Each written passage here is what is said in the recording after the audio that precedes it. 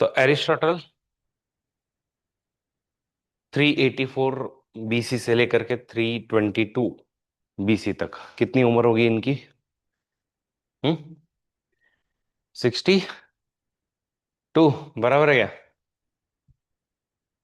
हम्म। ठीक है। 62 की एज तक वो रहे। एनीवेज, हमने इनके बारे में देखा। अच्छा, सवाल क्या पूछे हुए हैं इनके ऊपर में? तो सबसे पहले तो पूछा है कि explain the Aristotelian view of politics. ठीक है। To what extent do you think that he has contributed to the development of modern day constitutional democracy. मतलब यही यूपीएससी की ब्यूटी है कि वो क्या कर रहे हैं, वो आज का और पहले का दोनों को कनेक्ट कैसे तुम कर सकते हो, मुझे बताओ। कि आज जो मॉडर्न डे कॉन्स्टिट्यूशनल डेमोक्रेसीज जो है, उन्होंने एरिस्टोटल के ये जो पॉलिटिक्स है उससे क्या क्या सीखा, इसके बारे में आप हमें बताओ। फिर दूसरा, explain Aristotle's critic of Plato's idealism. तो वो हम लोगों ने वैसे ही प्लेटो जब हमने सीखा है उसके अंदर में देख लिया है। ठीक है। तीसरा, everywhere inequality is cause of revolution. आप लोगों को याद है मैंने आपको बताया था एरिस्टोटल का मेन कंसर्न क्या है? To prevent any kind of revolution. हर एक थिंकर का मेन पर्पस याद रखो, आप लोगों को बहुत आसानी से समझ में आएगा कि अपने को इसमें क्या लिखना है। तो यहां पर एरिस्टोटल का जो मेन थिंकिंग है वो है कि भाई रिवोल्यूशन नहीं होने देना। ठीक है। तो रिवोल्यूशन जो है उसके लिए वन ऑफ द कॉज वो कहता है कि इनइक्वालिटी होता है। Then Aristotle's conception of equality, inequality equality somehow connected है। फिर central to the Aristotle's political thought is his classification of different types of political constitution in the politics. तो ये आज हम लोग देखेंगे कि कैसे 158 कॉन्स्टिट्यूशंस को पढ़ने के बाद में अरिस्टोटल ने बताया कि भाई इन सब में बेस्ट फॉर्म ऑफ गवर्नमेंट कौन सा है। Okay. The state is creation of nature and man is by nature a political animal. तो ये अगेन बहुत पुराना क्वेश्चन है। फिर attempt critique, attempt critique Aristotle's idea on the slavery. ठीक है। फिर वैसे ही the authority of a master and that of a statesman are different from that of one another. तो ये authority of master and statesman, इसमें क्या फर्क होता है? तो ये अगर हम लोग देखें तो ये कहता है कि देखो, फिलोसोफर किंग को आपने जो अथॉरिटी दी हुई है वो बहुत ज्यादा दी हुई है, इतनी अथॉरिटी आपने नहीं देनी चाहिए। तो प्लेटो के क्रिटिक में ही वो बताएंगे कि मास्टर के पास में कितनी अथॉरिटी होनी चाहिए, या फिर जो स्टेट्समैन है उसके पास में कितनी अथॉरिटी होनी चाहिए। And the polis exist by nature and that is prior to the individual. तो ये थोड़ा सा पॉलिटिकल सिग्निफिकेंस की, पॉलिटिक्स का सिग्निफिकेंस क्या है इंसान के लाइफ में, उसके बारे में अरिस्टोटल क्या कहता है।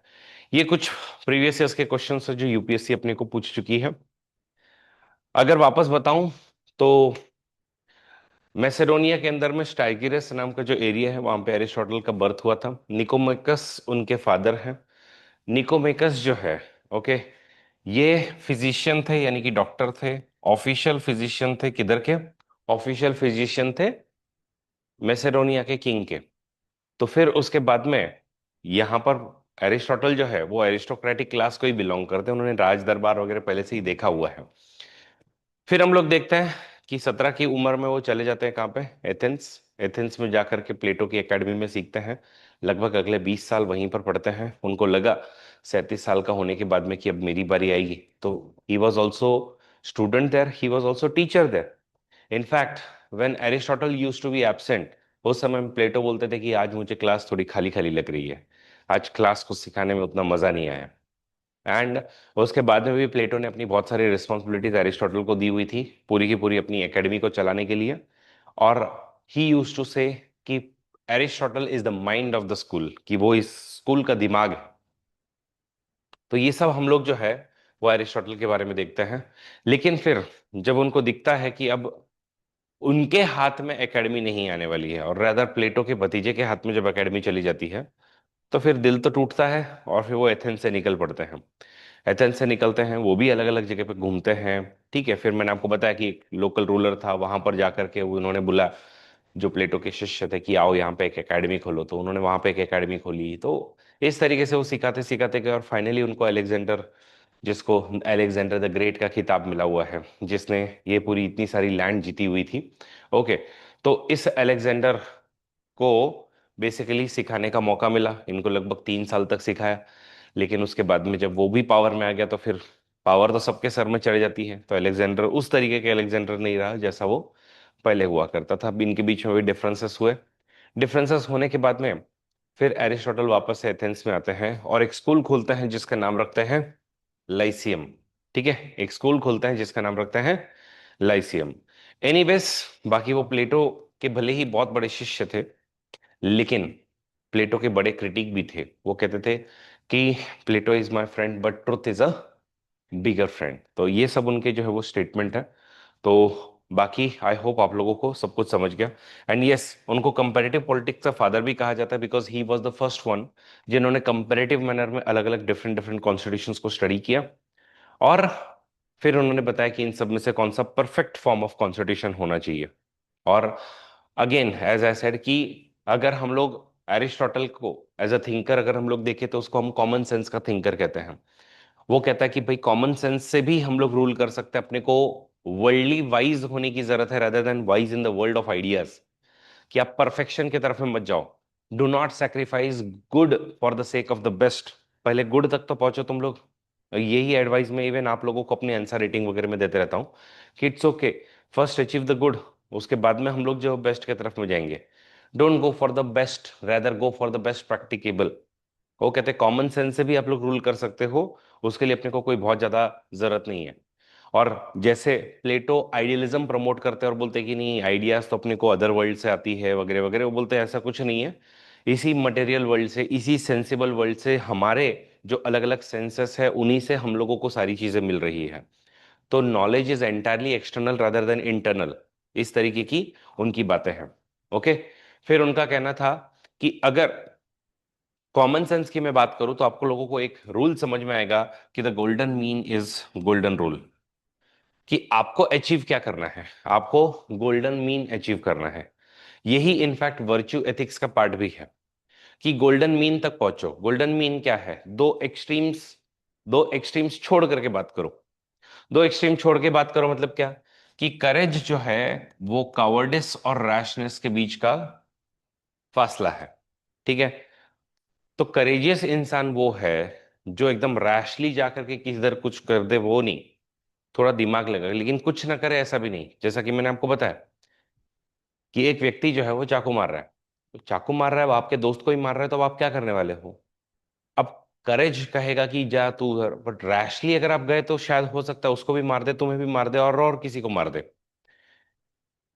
लेकिन आप उसको बातों में उलझाओ, उसको सॉल्व करने की कोशिश करो, तो ये सब क्या होगा? तो उसको हम लोग कहेंगे कि भाई ये थोड़ा करेज है। लेकिन कुछ नहीं करना तो कावर्डिस से भाग गए वहां से, ये भी नहीं होना चाहिए। तो उन्होंने इस तरीके से हमेशा से ही गोल्डन मीन की बात की हुई है। इनफैक्ट हम लोग देखेंगे कि वेल्थ के बारे में भी वो ये कहता है कि ज्यादा वेल्थ नहीं होनी चाहिए। बहुत ज्यादा होना और बहुत कम होना दोनों बुरा है। ठीक है। इवन रूलिंग क्लास के अंदर में वो कहेंगे कि बहुत ज्यादा होना और बहुत कम होना, ये दोनों भी। हम्म।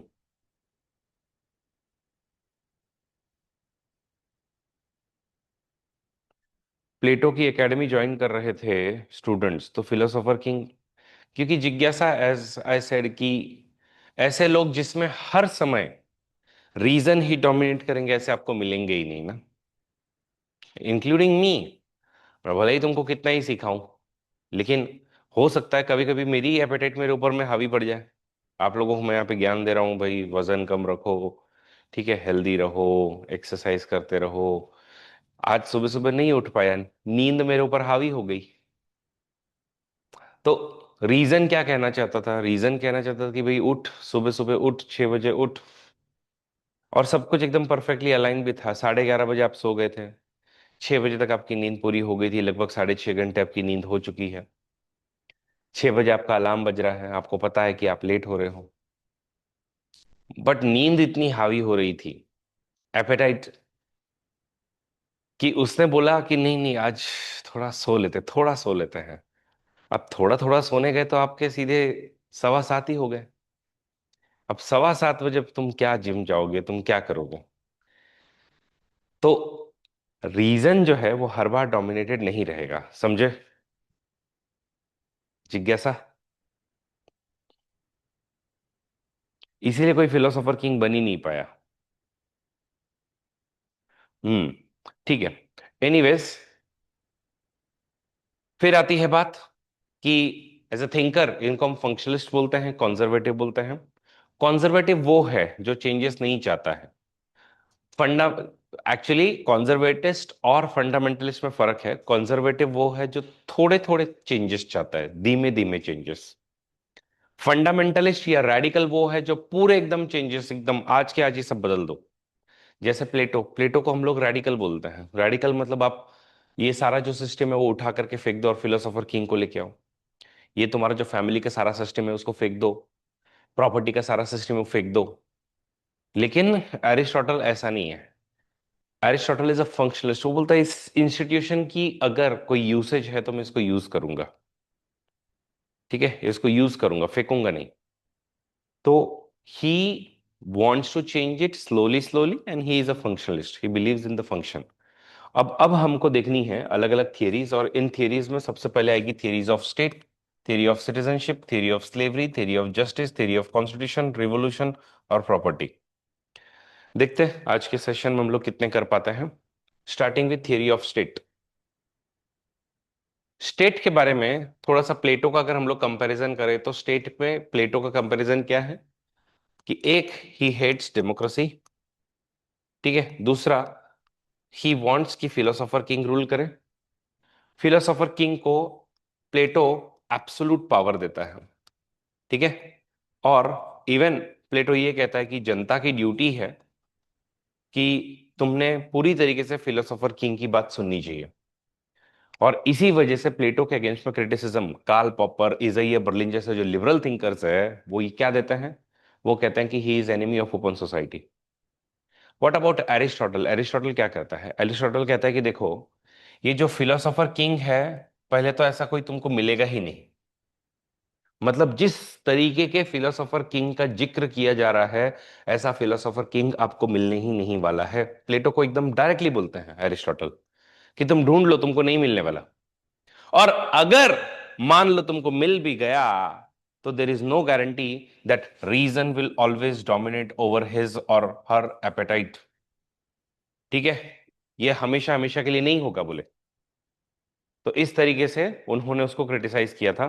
इनफैक्ट वो कहते हैं कि don't go for the, yes, don't go for the sake of the best. तुम लोग बेस्ट के पीछे मत भागो।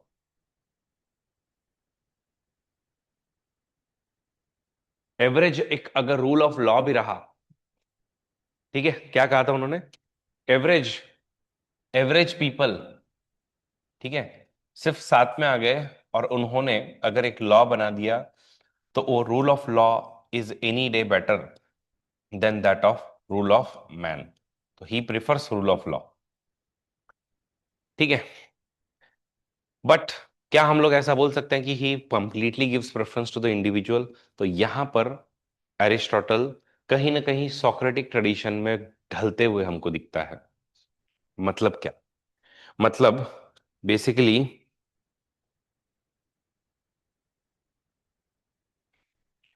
मतलब क्या? तो जब इनसे पूछा कि व्हाट अबाउट स्टेट, स्टेट के बारे में तुम्हारे विचार क्या है, तो वो कहते हैं स्टेट तो एक नेचुरल एंटिटी है। बोले व्हाट? बोले यस, स्टेट एक नेचुरल एंटिटी है।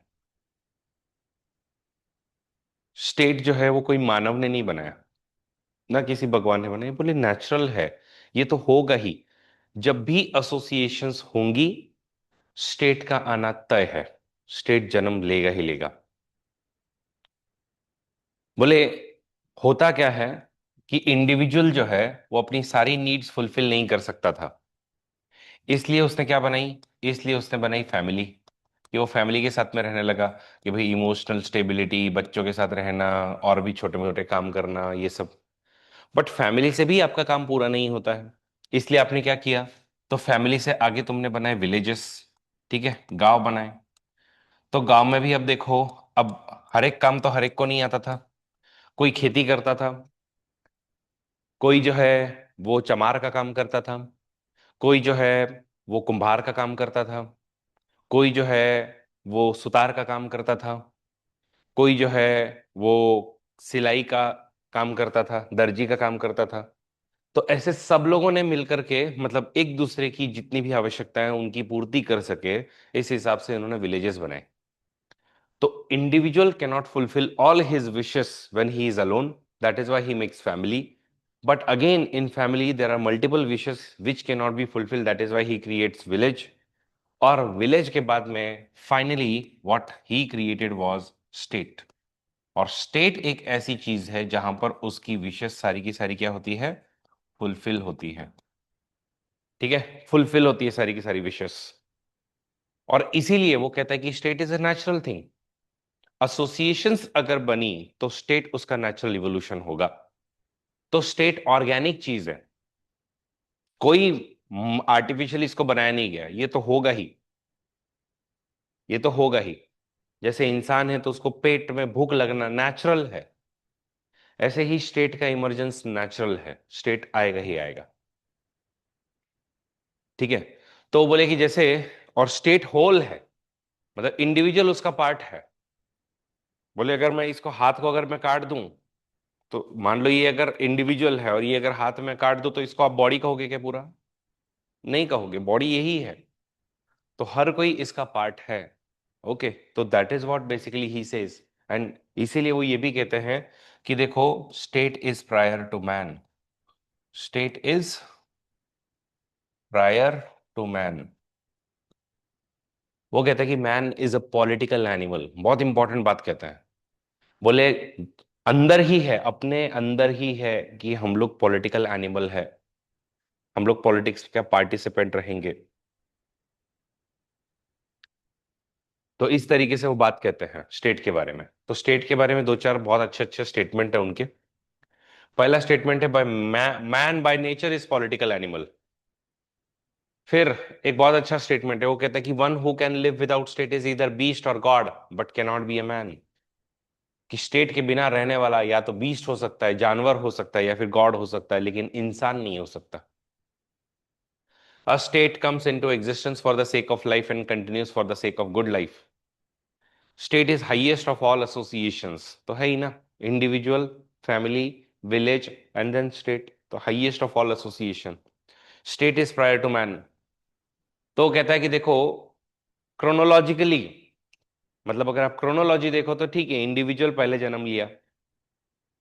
बट लॉजिकली आप अगर देखो तो आपको दिखाई देगा कि state is prior to man, कि अगर स्टेट नहीं रहा तो फिर ये मैन जो अच्छी एक जिंदगी जो जीना चाहता है वो कभी जी नहीं पाएगा। इसलिए state is very very necessary, state is very very necessary. Chronologically man is prior to state but logically state is prior to man. ये स्टेटमेंट है, ये रट लो। घुमा फिरा करके हमने देखा कि तीन क्वेश्चंस स्टेट के ऊपर में पूछे हैं कि प्लेटो की डेफिनेशन क्या है स्टेट को लेकर के, स्टेटों का पॉलिटिकल प्रोग्राम क्या है। तो उसके अंदर में घुमा फिरा करके यही सारे स्टेटमेंट लेकर के आने हैं टाइम टू टाइम। ठीक है, सबको क्लियर हुआ? तो man is by nature a political animal का मतलब है कि वो कहता है कि भाई देखो, what is the importance of state for the man. Aristotle बोलता है कि मैन को बनाया ही इस तरीके से है कि वो स्टेट के अंडर रहेगा ही रहेगा। मतलब कोई भी इंसान ऐसा नहीं है जो स्टेट के बिना रह सकता है। ठीक है, तो वो भी सोक्रेटिक ट्रेडिशन का है।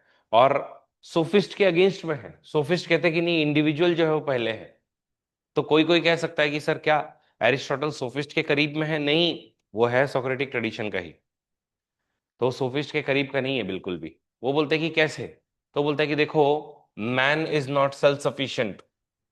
नेचर ने मैन को बनाया ही इस तरीके से कि वो सेल्फ सफिशिएंट नहीं है। इसीलिए पहले फैमिली, फिर विलेजेस, और बाद में जो है वो इस तरीके से स्टेट क्रिएट होगा। तो जब तक स्टेट क्रिएट नहीं होगा तब तक तुम्हारी सारी जो फुलफिलिंग्स है वो नहीं होंगी, और state is only capable of fulfilling all the needs of man. इसीलिए वो कहता है कि therefore the state is highest of all association. और वो कहता है कि it comes for the sake of life but continuous for the good life. ठीक है। और अगर स्टेट नहीं रहा तो man becomes the worst animal. सही भी है ना? अब भी कल की बात है, मैं कोई एक आंध्र प्रदेश की, आंध्रा में एक 6 मर्डर्स एक ही दिन में, एक ही रात में 40 मिनट के अंदर में हुए हैं। सुना क्या वो हॉरर के बारे में? नहीं सुना। आंध्र प्रदेश में एक बंदा है, हैप्पीली मैरिड है, उसकी बीवी है, उसके दो बच्चे हैं। ठीक है। तो सब एकदम अच्छे से रहते हैं। सडनली फिर वो एक लड़की को छेड़ने लगता है। हम्म। हाँ, लड़की को छेड़ने लगता है। वो लड़की कंप्लेन करती है बार बार। वो बोलती है, भाई पुलिस को बोलती है कि भाई देखो मेरे को ऐसा सिक्योरिटी थ्रेट है। पुलिस ने भी बोला कि नहीं नहीं आप चिंता मत करो, हम जो है वो देख लेंगे वगैरह वगैरह। हम जो है वो देख लेंगे वगैरह वगैरह ये सब बोलने के बाद में, ठीक है, हम सब देख लेंगे वगैरह ये सब बोलने के बाद में, अब क्या होता है, हम ये देखने के बाद में वो पुलिस उन पर ध्यान नहीं देती है, और इसको फिर थोड़ा सा इन लोग अरेस्ट कर लेते हैं। लेकिन सिंस तुमने क्या किया, ज्यादा ज्यादा बस छोटी छोटी मोटी छिड़कानी की, तो 7 साल के नीचे सजा है, और उसके लिए तुमको बेल मिलती है, तो बेल पे बाहर आया।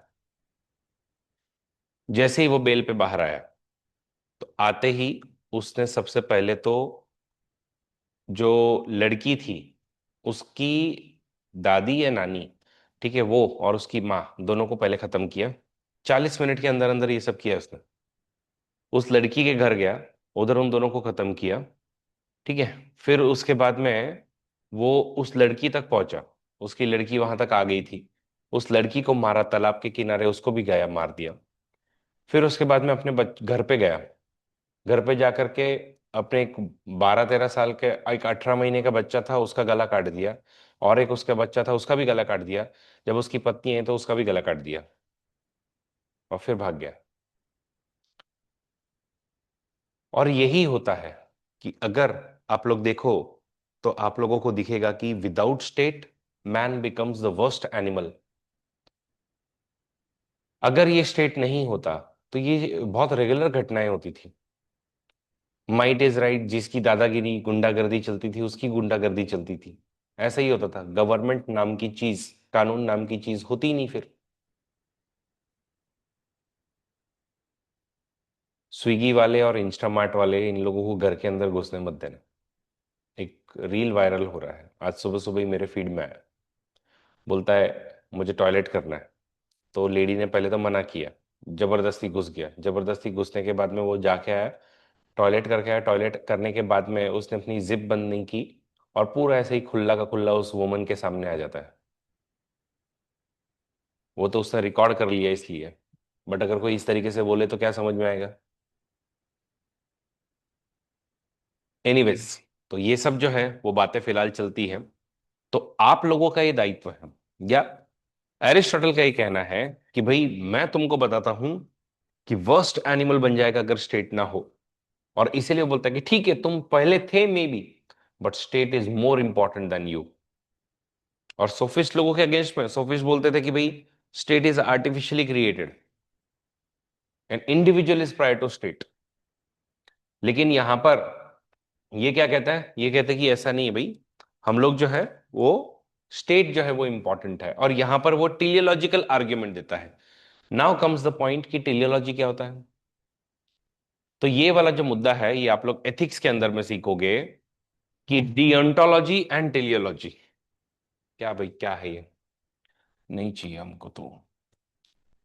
डियोंटोलॉजी एंड टेलियोलॉजी, ठीक है, ये एथिक्स की बातें हैं। और एरिस्टोटल वैसे भी जब आप GS4 पढ़ोगे तो उस समय में आपके एथिक्स में भी आने ही वाला है। तो डियोंटोलॉजी क्या, तो डियोंटोलॉजी वो स्कूल ऑफ एथिक्स है जो इस चीज पर फोकस करती है कि no matter what will be the consequence, you focus completely on your duty, on your means.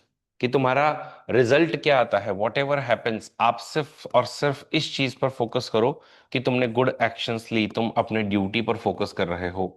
Gandhi ji इस स्कूल ऑफ थॉट के व्यक्ति हैं। ठीक है।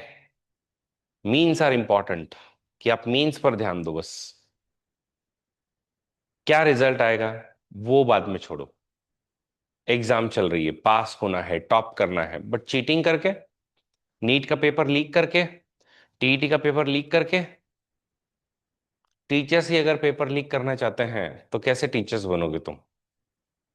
हम्म। तो मीन्स आर इंपॉर्टेंट, इस स्कूल ऑफ थॉट को कहते हैं डियोंटोलॉजिकल एथिकल स्कूल। ठीक है। और दूसरी जो है उसको हम लोग तो कहते हैं टेलियोलॉजिकल स्कूल ऑफ एथिक्स, जिसमें you focus majorly on good results. कि इट डज नॉट मैटर, साम दाम दंड भेद आप कुछ भी यूज करो, what I want is final result should be in my favour, it should be the best good result. कि अगर रिजल्ट है तो सब कुछ है, और नहीं है तो फिर वो, फिर आपकी एक्शंस क्या थी वो जस्टिफाइड ही नहीं है। पैसे वाला बनना है, गुंडागर्दी करके बन जाओ, लोगों को मार के बन जाओ, लोगों को काट के बन जाओ, इसकी जमीनें दबा के बन जाओ, बन जाओ। समाज में इंपॉर्टेंट क्या है? समाज में इंपॉर्टेंट पैसा है। तो जो लोग इसमें बिलीफ रखते हैं उसको हम लोग कहते हैं टेलियोलॉजिकल एथिक्स। ठीक है। तो आई होप डियंटोलॉजिकल एंड टेलियोलॉजिकल समझ में आया। तो वैसे ही मतलब जब आप के कॉन्सिक्वेंस के ऊपर में फोकस करते हो तो उसको टेलियोलॉजिकल आर्ग्यूमेंट कहोगे, और जब आप मीन्स पर फोकस करते हो तो उसको डियंटोलॉजिकल आर्ग्यूमेंट बोलोगे। ओके।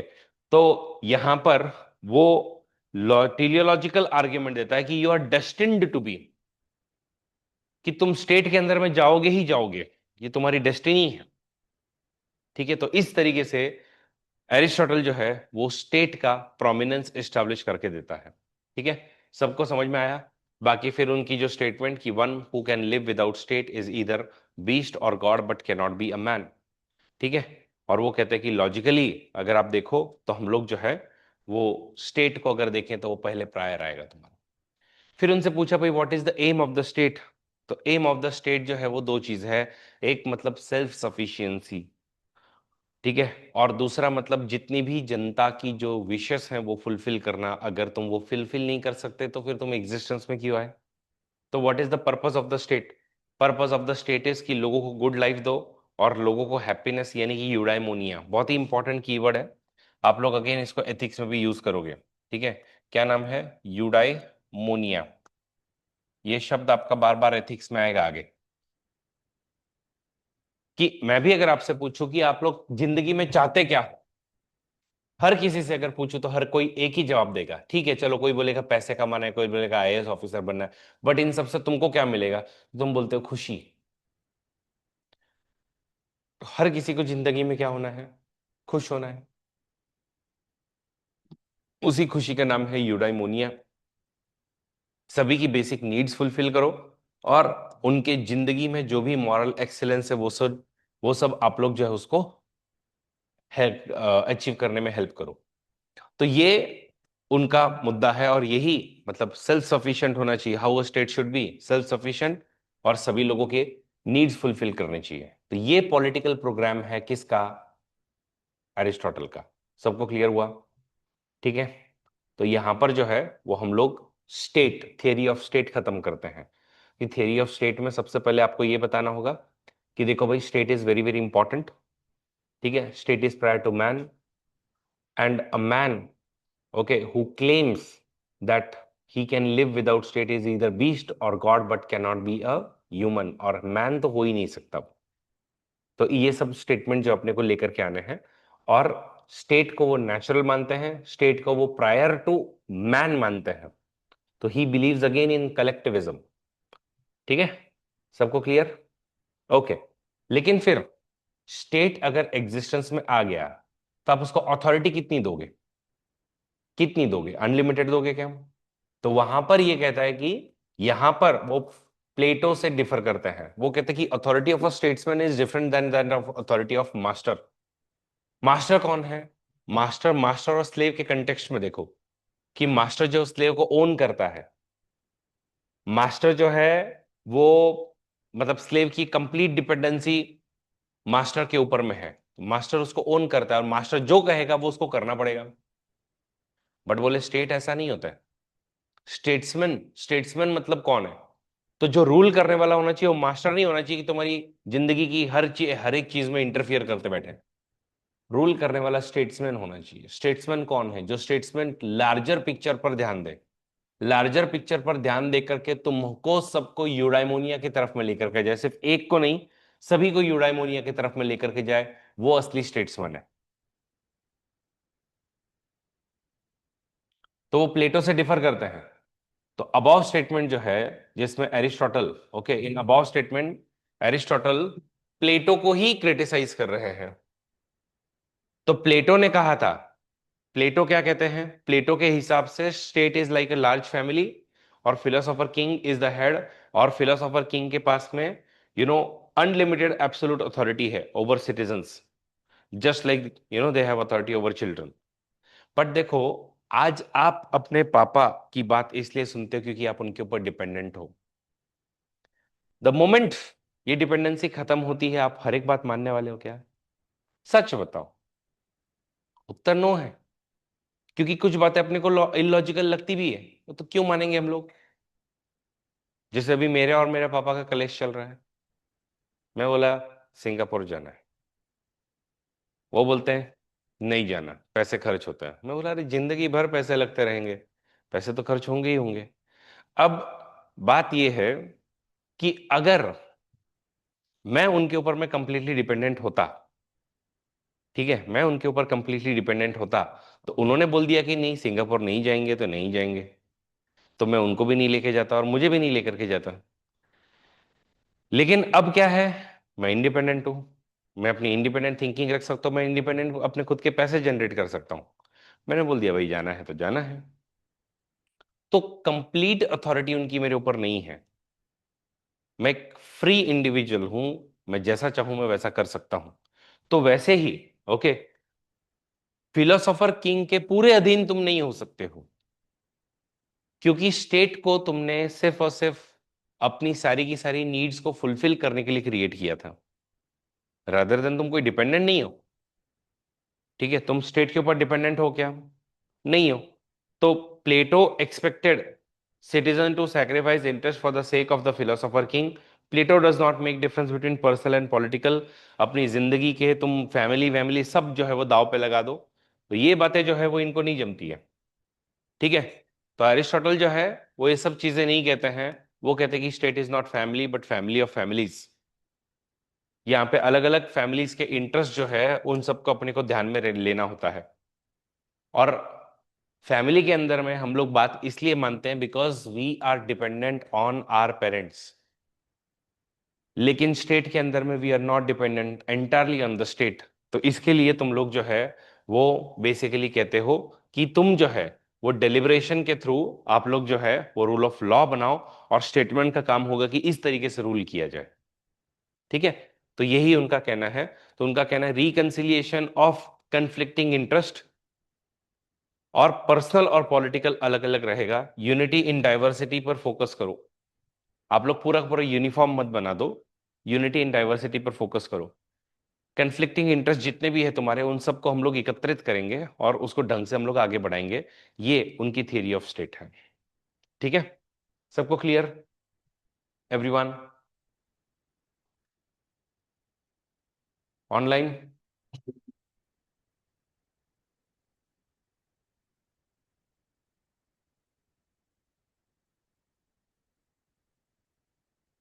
ग्रेट। अब अगला जो मुद्दा है वो है theory of citizenship. Theory of citizenship में सिटीजनशिप दो टाइप की होती है। एक को कहते हैं हम जस सोला, दूसरे को कहते हैं हम जस सैंग्विनिस। क्या बोलते हैं? जस सोलाय एंड जस सैंग्विनिस। जस सोलाय का मतलब है सिटीजनशिप बाय बर्थ, एंड जस सैंग्विनिस का मतलब है सिटीजनशिप ऑफ ब्लड और डिसेंट, मतलब दोनों में से एक पेरेंट या दोनों पेरेंट जो है वो तुम्हारे क्या थे? सिटीजन थे। इसकी वजह से तुम चाहे कहीं भी बर्थ हो तुम्हारा हुआ हो, तुम लोगों को इंडियन ही कहा जाएगा, या अगर कोई अमेरिकन है तो उसको अमेरिकन कहा जाएगा। तो सिटीजनशिप मतलब क्या बेसिकली? तो सिटीजनशिप मतलब मेरी legal relation with that of a state, with that of a country. मेरी रिलेशन, लीगल रिलेशन क्या है?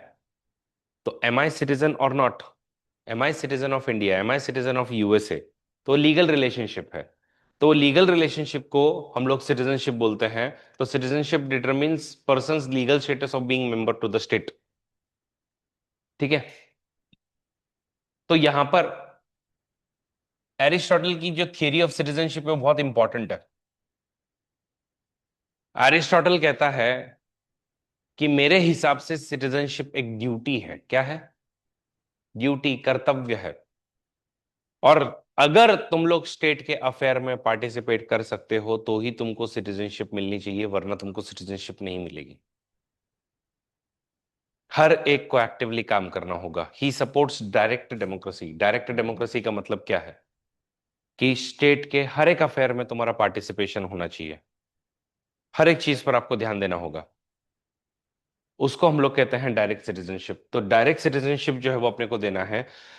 सिटीजन्स ने लेजिस्लेटिव, एग्जीक्यूटिव, जुडिशियल सभी फंक्शंस के अंदर में पार्टिसिपेट करना है। अगर तुम कर सकते हो, उसकी तुम्हारे पास कैपेसिटी है, तो तुम सिटीजन हो। और तुम्हारे पास में अगर नहीं है तो तुम सिटीजन नहीं रहोगे। तो वो क्या कहते हैं, वो कहते हैं कि देखो, मेरे हिसाब से चार लोग जो है उनको सिटीजनशिप नहीं देनी चाहिए। बोले किसको? सबसे पहले वुमन को। Woman are not citizens.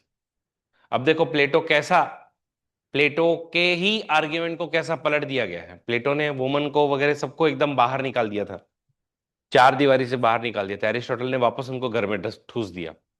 वो बोले उनको पब्लिक स्फीयर की समझ नहीं होती है। उन लोग घर के काम संभालेंगे या पब्लिक अफेयर संभालेंगे, तो we can not call woman as citizens. दूसरा, वो कहते हैं कि ओल्ड मैन या वुमन, तो वुमन को तो वैसे ही हटा दिया, लेकिन जो इनकी उम्र ज्यादा हो गई है, क्या उन लोग daily legislative, executive and judicial functions में पार्टिसिपेट कर सकते हैं? बूढ़े लोग कर सकते हैं क्या? नहीं कर सकते हैं। तो जो ओल्ड एज पीपल है उनको भी हटाता है। और चिल्ड्रन के पास में वैसे ही डिसीजन मेकिंग एबिलिटी नहीं होती है, तो उनको भी वो सिटीजन नहीं मानता है। और स्लेव्स को भी वो नहीं मानता है। वो कहता है कि जो मास्टर और स्लेव, तो उस समय में याद रखिए, स्लेव सोसाइटी हुआ करती थी कि तुम्हारे काम करने के लिए बहुत सारे स्लेव्स तुम खरीदते थे। तो वो स्लेवरी एग्जिस्टेंस में तभी हुआ करती थी। तो ये स्लेव्स, उनका कहना है इनके पास में रीजन नहीं होता है। तो चार लोगों को ये सिटीजन नहीं मानते हैं। वुमन, ठीक है, they should be, they are confined within four walls of family, और उनके पास में लिमिटेड अंडरस्टैंडिंग है पब्लिक स्फीयर की। ओल्ड पीपल, उन लोग अपनी ड्यूटी को एफिशिएंटली नहीं कर पाएंगे। चिल्ड्रन के पास में जजमेंट पास करने की एबिलिटी नहीं है। और स्लेव जो है, तो उनके पास में वैसे ही रीजन नहीं है, तो उन लोगों से तुम लोग क्या करवाओगे? तो वो चार लोगों को ग्रुप से हटाता है और उन्हीं लोगों को सिटीजनशिप देता है। उन्हीं लोगों को सिटीजनशिप देता है जो लेजिस्लेटिव, एग्जीक्यूटिव और जुडिशियल फंक्शंस में पार्टिसिपेट करे। और इनका कहना है सिटीजनशिप का मतलब है ड्यूटी टुवर्ड्स द स्टेट। तो only those who are capable और परफॉर्मिंग ड्यूटी टुवर्ड्स स्टेट, उन्हीं को आप लोग क्या करोगे, इसका पार्ट मानोगे। हाँ, एक मिनट। हाँ, इतना ही नहीं, वो ये भी कहते हैं कि मेरे हिसाब से जिसके पास है प्रॉपर्टी है, उसी इंसान को आपने सिटीजन मानना चाहिए। जिसके पास में प्रॉपर्टी नहीं है वो लॉजिकलेस इंसान है, वो उसके पास रीजन नहीं है, वो स्लेव काइंड ऑफ मेंटालिटी का इंसान है। तो ये जस्टिफाई करता है कि adult male belonging to the propertied class, उन्हीं को आप लोग सिटीजनशिप मानोगे। इसको आप डायरेक्ट सिटीजनशिप, डायरेक्ट डेमोक्रेसी कह सकते हो, लेकिन इन लिमिटेड सेंस, क्योंकि सभी को आप लोग पार्टिसिपेट नहीं करने दे रहे हो, कुछ ही लोगों को दे रहे हो। तो ये थी इनकी थियरी ऑफ सिटीजनशिप। ऑब्वियसली ऐसी थियरी ऑफ सिटीजनशिप के क्रिटिसिज्म भी है। क्रिटिसिज्म क्या है? क्रिटिसिज्म ये है कि ये सिर्फ और सिर्फ प्रोसीजरल सिटीजनशिप है, सब्सटेंटिव सिटीजनशिप नहीं है कि हर किसी को आप लोग जो है वो डिग्निफाइड लाइफ प्रोवाइड कर सको। तो ऐसा है ही नहीं है, हम, है कि नहीं? तो प्रोसीजरल और सब्सटेंटिव में क्या फर्क होता है? प्रोसीजरल मतलब सिर्फ प्रोसीजर पूरी करना। सब्सटेंटिव का मतलब है कि वो काम एकदम ढंग से आपने पूरा एकदम मन लगा करके आपने करना। ठीक है? फॉर एग्जाम्पल, आपको सिखाने की ही बात हो गई, तो पॉलिटिकल साइंस की बात शुरू हो गई है, सिखाने के लिए अपने को सिखानी है। तो ठीक है भाई, तुमने एडमिशन ले लिया, मैंने सिखा दिया, मैं चले गया। तुमसे कोई आंसर राइटिंग नहीं करवा रहा हूँ, तुमसे कोई शॉर्ट नोट्स नहीं बनवा रहा हूँ, तुमसे कुछ नहीं पूछ रहा हूँ, तुम्हारा रैंडम टेस्ट नहीं ले रहा हूँ। अल्टीमेट एम क्या है? तुमको आईएएस बनाना। अगर तुमको आईएएस अगर मैं बनाना चाहता हूँ, तो उसके लिए तुम्हारी आंसर राइटिंग मुझे परफेक्ट करनी पड़ेगी। तो वो लार्जर एम अगर देख करके मैं तुमको पढ़ाऊं, तो that is a substantive aspect. Procedural क्या है? आओ सीखो जाओ, जैसा कॉलेजेस में होता है। कॉलेजेस में तो उनको तुमसे कुछ लेना देना है क्या? तुम गए नहीं गए, तुमको डिग्री मिलनी चाहिए। उसके लिए मैंने लेक्चर लेने के लिए लेक्चर लिए, जो बैठे वो बैठे, नहीं बैठे वो गए, बस बात खत्म, है कि नहीं? हाँ बोलो चंदन। और वो पॉलिटिकल अफेयर्स में पार्टिसिपेट करता है, तो क्या हम उसको सिटीजन बोलेंगे? नहीं, फॉरेनर को कैसे आप लोगे ना उसमें? फॉरेनर को कैसे लोगे? तभी सिटीजनशिप का ये बोला था कि जो पार्टिसिपेट करेंगे उसको सिटीजनशिप देंगे। हम्म। तो मैं दूसरे सिटी स्टेट से आया हम्म। और मैंने एरिस्टोटल के कहने पे मतलब पॉलिटिकल अफेयर्स में पार्टिसिपेट किया एक मैन। हम्म। तो क्या मैं सिटीजनशिप मिल सकती है? आई थिंक इवेंचुअली अगर तुमको वहां के लोगों ने एक्सेप्ट किया कि हाँ भाई you are also one of us, और फिर हो सकता है तो शायद दे भी सकता है। ठीक है। हाँ, और किसी को कोई क्वेश्चन? नहीं? तो अभी हमने थियरी ऑफ स्टेट देखी, थियरी ऑफ सिटीजनशिप देखी। ओके। अब हम लोग देखेंगे नेक्स्ट जो है वो है थियरी ऑफ स्लेवरी। बहुत इंपॉर्टेंट और मस्त थियरी है ये, थियरी ऑफ स्लेवरी। इसका जिस्ट आप लोगों को बस मैं 2 लाइन में बताना चाहता हूं। Who is slave? उनके हिसाब से स्लेव वो है जो खुद की डिसीजन मेकिंग नहीं कर सकता, बस बात खत्म। ठीक है, क्या बोले? बोले अगर तुम खुद की डिसीजन मेकिंग कर सकते हो तो तुम मास्टर हो, अगर तुम नहीं कर सकते तो तुम स्लेव हो। अब इसमें भी कहीं ना कहीं वो कहते हैं कि रीजन का डोमिनेंस होना चाहिए तुम्हारे अंदर में। तो उनकी जो थियरी ऑफ स्लेवरी है ना, तो वो स्लेवरी को सपोर्ट करते हैं। ठीक है, तो ऑब्वियस ही बात है कि उस समय में स्लेवरी हुआ करती थी। तो आज के बहुत सारे लोग क्रिटिसाइज करते हैं एरिस्टोटल को, बट एज आई सेड कि संदर्भ ही सत्य है, कंटेक्स्ट इज द ट्रुथ। और वही वाली बात यहां पर भी आती है। उसके कंटेक्स्ट में उनके समाज में, एग्रीकल्चरल सोसाइटी के अंदर में, सिटी स्टेट के अंदर में तुमको काम करने के लिए लोग चाहिए थे, तुमको स्लेव चाहिए थे। तो वो कहता है कि भगवान ने या नेचर ने ही 2 टाइप के लोगों को बनाया है, एक who are mentally strong and दूसरा जो फिजिकली स्ट्रांग है। क्या? एक मेंटली स्ट्रांग और एक फिजिकली स्ट्रांग। तो बोले जो मेंटली स्ट्रांग लोग हैं, मेंटली स्ट्रांग कौन है? मेंटली स्ट्रांग आप उसको कहोगे, ठीक है, मेंटली स्ट्रांग आप उसको कहोगे जिसके अंदर में 2 कैपेबिलिटीज हैं।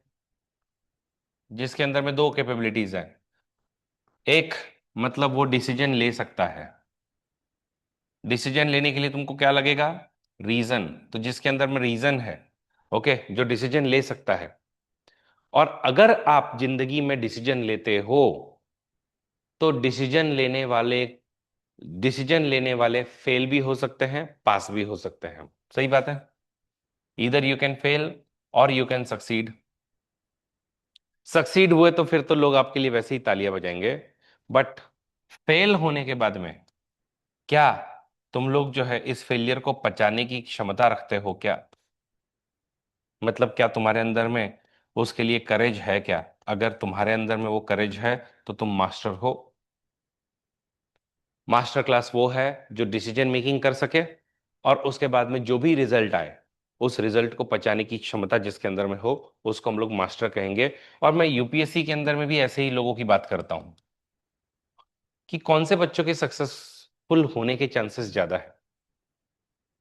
एक इंसान है जिसने प्रीलिम्स की एग्जाम तक पढ़ाई की हुई है, प्रीलिम्स के बाद में फिर उसने स्कोर निकालना है, स्कोर निकालने की कोशिश की, स्कोर निकाला फटक से, उसको समझ गया कि भाई मेरा एग्जाम क्लियर नहीं हो रहा है। ओके। रादर देन रोना धोना, वो अगली मेंस की पढ़ाई में लगता है, अगले साल के प्रिपरेशन में लगता है, पूरे साल पढ़ता है, वापस अगले साल एग्जाम की तैयारी में लगता है। दूसरा इंसान वो है जो बोलता है अरे नहीं नहीं यार, मार्क्स नहीं देखने, मार्क्स देखेंगे तो टेंशन आ जाएगा, मार्क्स देखेंगे तो टेंशन आ जाएगा। और फिर वो मार्क्स ही नहीं देख रहा है, फिर उसका प्रीलिम्स का रिजल्ट है, उसमें वो फेल भी हो गया, और फेल होने के बाद में पूरा टूट गया है, बिखर गया है। अरे भाई, चांसेस आप लोग भूल जाते हो। 99.99% लोग यहाँ पर फेल होने ही आए हैं। तुम भूलो मत। तुम जो 100 बच्चे बैठे हो, तुम में से सिर्फ यू नो हार्डली 0.1% बच्चे जो हैं उनको लिया जाएगा। मतलब तुम 100 में से 100 की भी पॉसिबिलिटी नहीं है। अगर तुम यहाँ 1000 बच्चे अगर बैठे होते तो 1000 में से एक के आने की प्रोबेबिलिटी थी। ये इस एग्जाम का उसूल है, और उसमें होगा ही। जब चांसेस ही आपके कम है, जैसे अब मैं आपको डाइस फेंकने के लिए दे दूं, और मैं तुमको बोलूं कि नहीं, मैं तुमको 2 डाइस दे रहा हूं, मैं तुमको बोल रहा हूं मेरे को 11 नंबर ही ला करके दो। अब उसकी कितनी कम प्रोबेबिलिटी है? तुम प्रैक्टिस करके कर सकते हो कि भाई हाँ प्रैक्टिस कर रहे हो, प्रैक्टिस कर रहे हो। अब मैं तुम्हारी एग्जाम लेने जा रहा हूँ और उस दिन बोला कि 11 डाल के दे, या आज 7 डाल के दे, नहीं निकलेगा ना तुमसे कभी कभी। तो चांसेस है कि आप फेल हो सकते हो, बट उसके बाद में आप लोग अपने करेज को रख करके तुमने जो भी डिसीजन ली उसको तुम पचा करके आगे जा सकते हो क्या? तो अगर तुम्हारे अंदर में ये एबिलिटी है तो I will call you master. और ऐसे ही लोगों को मास्टर बनाना है। तो एरिस्टोटल कहता है कि जो लोग डिसीजन ले सकते हैं और उसकी जो कॉन्सिक्वेंसेस है उसको फेस करने के लिए रेडी है वो मास्टर है। जो नहीं कर सकता वो स्लेव है। मास्टर यूजुअली दिमाग से स्ट्रांग होगा, स्लेव यूजुअली फिजिकली स्ट्रांग होगा। वो बोलता है कि ये भगवान ने ही ऐसा बनाया है ताकि सिस्टमैटिकली काम होता रहे। इससे बोले स्लेव का भी फायदा है। स्लेव का फायदा ये है कि उसके लिए कोई डिसीजन मेकर मिल गया। और मास्टर के लिए ये है कि भाई उसको डे टू डे वर्क नहीं करने पड़ रहे हैं ताकि वो अगेन इंपॉर्टेंट डिसीजंस ले सके। है कि नहीं? दूसरा, यहां पर एरिस्टोटल कतई ये नहीं कहता है कि master should behave badly with the slave. वो बोलता है कि देखो, इनफैक्ट वो तो स्लेव को आजाद करने की भी बात करता है। वो कहता है कि देखो, अगर ये जो स्लेव जिसके पास रीजन नहीं है, जिसके पास करेज नहीं है, इवेंचुअली मास्टर के साथ रह रह करके अगर वो सीख लेता है तो मास्टर ने उसको आजाद कर देना चाहिए। मास्टर ने उसको आजाद कर देना चाहिए। वो कतई नहीं बोलता है कि स्लेव को बुरी तरीके से ट्रीटमेंट करना, उसको मारना, उसको खाना नहीं देना, ये सब मत करना बोले। मास्टर को भूलना नहीं चाहिए कि मास्टर अपने काम इसीलिए कर पा रहा है because slave is working behind the doors. ठीक है? अगर वो नहीं कर रहा है तो फिर नहीं होता था ना ये सब। तो रिस्पेक्टफुली उनसे बिहेव करो, लेकिन ये इस तरीके से सिस्टम रहेगा। This is what basically Aristotle says. सबको क्लियर हुआ एवरीवन? तो उनकी जो थियरी है बहुत ही इजी है।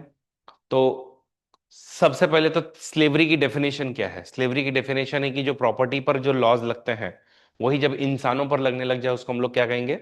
स्लेवरी। मतलब प्रॉपर्टी को हम लोग खरीद सकते हैं क्या? खरीद सकते हैं, बेच सकते हैं, रेंट कर सकते हैं। हम्म। यही अगर आप स्लेव एक इंसान के ऊपर में कर सको तो उसको हम क्या कहेंगे? स्लेवरी। ठीक है? तो स्लेवरी के सिस्टम में प्रॉपर्टी का जैसे ओन बाय रेंट सेल जो आपको करना है वो आप कर सकते हो। तो उसी तरीके से स्लेवरी का सिस्टम है। ठीक है? वो बोलते हैं कि it is natural, desirable and unavoidable. ऐसा होगा ही। ओके। ये एंशियंट ग्रीस में वैसे भी था। वो बोले कि दो टाइप के स्लेव्स होते हैं, एक लीगल है, नेचुरल है। वो यहाँ पे नेचुरल की बात कर रहा है। लीगल स्लेव कौन होते थे कि आप जब कहीं पे वॉर वगैरह करते थे उनको पकड़ करके लेकर के आते थे ना, तो उनको लीगल स्लेव्स बोलते थे। वो यहाँ पे लीगल स्लेव्स की डेफिनेशन नहीं दे रहा है, नेचुरल की बात कर रहा है। वो बोलता है कि नेचर ने ही मेंटली और फिजिकली स्ट्रांग लोग बनाए हैं। जो मेंटली स्ट्रांग है वो लोग मास्टर का काम करे, मतलब सिविक अफेयर्स में पार्टिसिपेट करे। ओके। और जो लोग फिजिकली हैं उन लोग सिर्फ टास्क ऑफ प्रोडक्शन करते रहे, और उन लोग जो है वो डे टू डे एक्टिविटीज में रहे। तो बोलता है कि मास्टर के पास रीजन और करेज है, डिसीजन लेना और कॉन्सिक्वेंसेस को फेस करने की एबिलिटी होनी चाहिए। अगर ये दोनों है तो मास्टर है, अगर ये दोनों नहीं है तो वो नहीं है। करेज नहीं है जिसके पास, रीजन नहीं है, तो वो क्या करना चाहिए? उसने हर बार स्लेव्स के साथ में रह रह करके अपनी स्लेव्स ने मास्टर के साथ रह रह करके जिंदगी काटनी चाहिए। ठीक है? और अगर वो सब आपका हुआ, ओके, तो यूटिलिटी में वो कहता है कि इकोनॉमिक सिस्टम के लिए अच्छा है कि नहीं? और पॉलिटिकल सिस्टम के लिए भी अच्छा है कि उन लोग जो पॉलिटिकल अफेयर्स में पार्टिसिपेट कर पाएंगे जो लोग मेंटली स्ट्रांग है, और जो लोग फिजिकली स्ट्रांग है वो इकोनॉमिक्स कर पाएंगे। और स्लेव के लिए भी अच्छा है कि भाई वो गुड वर्च्यूज डेवलप कर पाएगा, और अगर रीजन करेज डेवलप होता है तो वो बोलता है कि छोड़ भी देना उसको, सेट फ्री। तो ये सब बोलते हैं। लेकिन ऑब्वियस ही बात है कि आज के मॉडर्न समाज के अंदर में हम लोग एरिस्टोटल की थियरी ऑफ स्लेवरी का जस्टिफिकेशन नहीं दे सकते हैं। हम लोग इससे एग्री नहीं कर सकते हैं। है कि नहीं? No one ought to be treated as a means of someone's end. Each man is to be treated as an end in itself. मतलब क्या? मतलब हमने मेरे एंड तक पहुंचने के लिए तुम लोगों को साधन नहीं बनाना है, मींस नहीं बनाना है। तुम सब तुम्हारे अंदर में एक एंड हो। ठीक है? तो इस तरीके से वो कह हम लोग उनको क्रिटिसाइज करते हैं। Obviously slavery goes against the principle of human dignity also. तो कितनी यूजफुल क्यों ना हो, इकोनॉमिकली, पॉलिटिकली, या even for the slaves, but इस ऐसे चीजों का आप लोग जो है समर्थन नहीं कर सकते हो। ठीक है? तो अभी हमने तीन थियरीज देख ली। कौन कौन सी?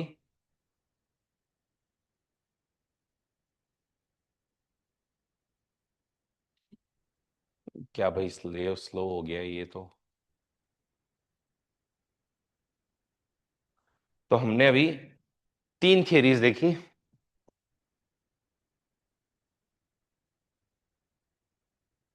थ्योरी ऑफ स्टेट बहुत ही इजी, हम्म कि वो स्टेट को बहुत प्रोमिनेंस देता है। थ्योरी ऑफ सिटीजनशिप हमने देखी, सिटीजनशिप में 4 लोगों को सिटीजनशिप नहीं देगा, कौन कौन से है वो?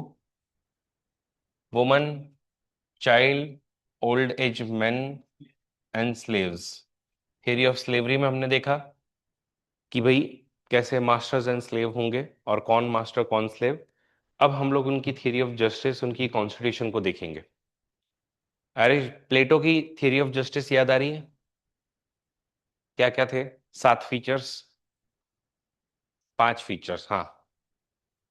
Justice is doing once duty. Second, justice is being virtuous, that is good for all, virtuous, ठीक है। And interest of both weak and strong. Weak and strong दोनों के भी सपोर्ट करो। और प्रॉपर पोजिशनिंग, ठीक है, रीजन, करेज एंड एपेटाइट। और पांचवा, हाँ, हार्मनी एंड पीस नहीं, टेम्परेंस, टेम्परेंस। और इन सब से क्या होगा? इन सब से हार्मनी एंड पीस, ठीक है। ये तुम्हारे समाज के अंदर में आएगा। और एक्सीलेंस, क्योंकि हर कोई अपना अपना काम कर रहा है ना, है कि नहीं? और इसके लिए फिर उन्होंने डायलेक्टिक्स का मेथड वगैरह यूज किया था। अब अगर आप एरिस्टोटल से पूछोगे कि what is your theory of justice, तो वो ये सब बातें नहीं करेंगे। वो बोलते हैं मेरे हिसाब से जस्टिस का एकदम सिंपल जो मीनिंग है, that equal should be treated equally and unequal should be treated unequally.